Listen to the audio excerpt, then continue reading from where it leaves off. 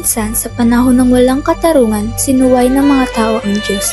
Hinayaan silang pamunuan ng mga Pilisteo sa loob ng 40 na taon. Ngunit sa gitna ng kadiliman, pumili ang Diyos ng isang tagapagligtas. Ito ay si Samson.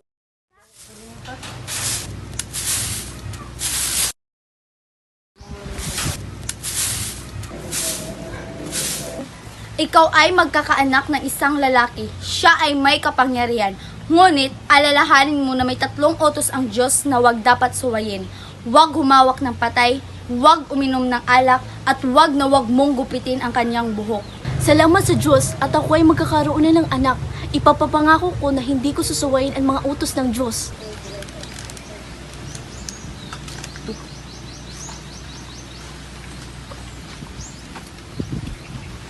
Dumating ang araw at ipinanganak ang regalo ng Diyos.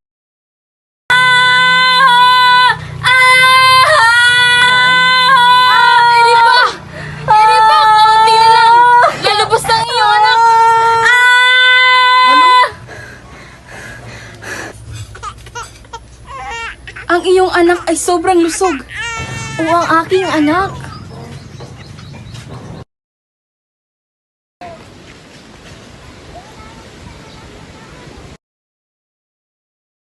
Kaya kong buhatin at durugin ang batong ito. Habang sa kanyang paglakbay, nalabag ni Samson ang mga utos ng Diyos. Uminom siya ng alak at nalasing at hindi namalayan na siya ay nakahawak na ng patay.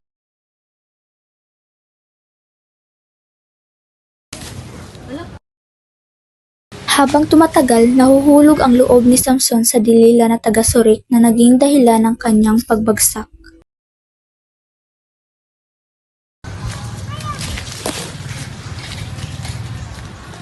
Nalaman ng mayaman at makapangyarihan ng mga Pilistino ang kanilang ugnayan.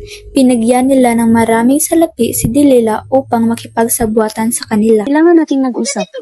Kailangan namin malaman ang sikreto ni Samson. Bibigyan ka namin ng kahit na anong gusto mo.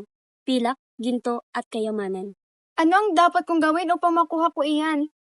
Una, kailangan mong makuha ang tiwala niya. Pangalawa, sabihin mo sa kanya na naakit ka at mahal na mahal mo siya. Panghuli, itanong mo sa kanya kung saan nanggaling ang lakas niya. Kahit na magkano? Oo. Sa ngayon, ituring mo akong kasabat mo. Samson, sabihin mo nga sa akin, saan nanggaling ang iyong lakas? Ilubig mo ang aking buhok. Samson, kung talagang mahal mo ako, sabihin mo nga ang totoo. Ang aking lakas ay nagmumula sa aking buhok. Kapag ito'y ginupit, mawawalan ako ng lakas.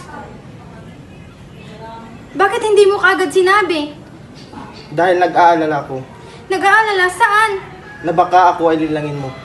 Huwag ka nga mag-isip ng ganyan, Samson. Mahal na mahal kita, hindi ko yan magagawa sa iyo.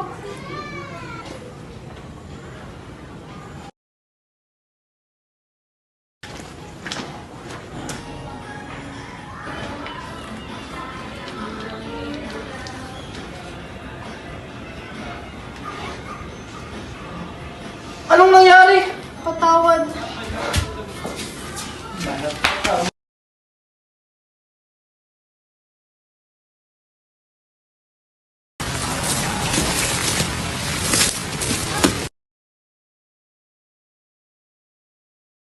Huli ka, Samson. Tigilan niyo ako! Tulong! Tumahimik ka na, wala ka nang magagawa pa! Sa halip na siya ay patayin, pinili ng mga Pilistino na ipahiya si Samson. Dinukot ang mga mata nito at pinagtrabaho na mabigat sa kulungan ng Gaza.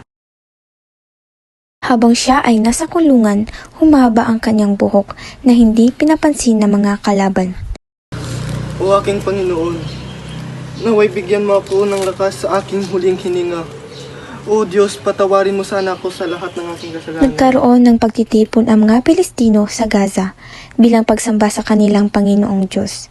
Nagkaugalian na nila ang magparada ng isang bilanggo sa harap ng mga naghihiyawang manunood. Inunat ni Samson ang kanyang mga kamay ng malakas kaya't nawasak ang mga haligi ng templo. Libong-libong Pilistino ay namatay, kabilang na dito si Samson. Sa kanyang kamatayan, nalipol niya ang kanyang kaaway sa pamamagitan ng pagbuwis ng sarili niyang buhay. Doon nagtatapos ang buhay ni Samson. isang lalaking pinagpala ng Diyos, ngunit bumagsak dahil sa kanyang kahinaan.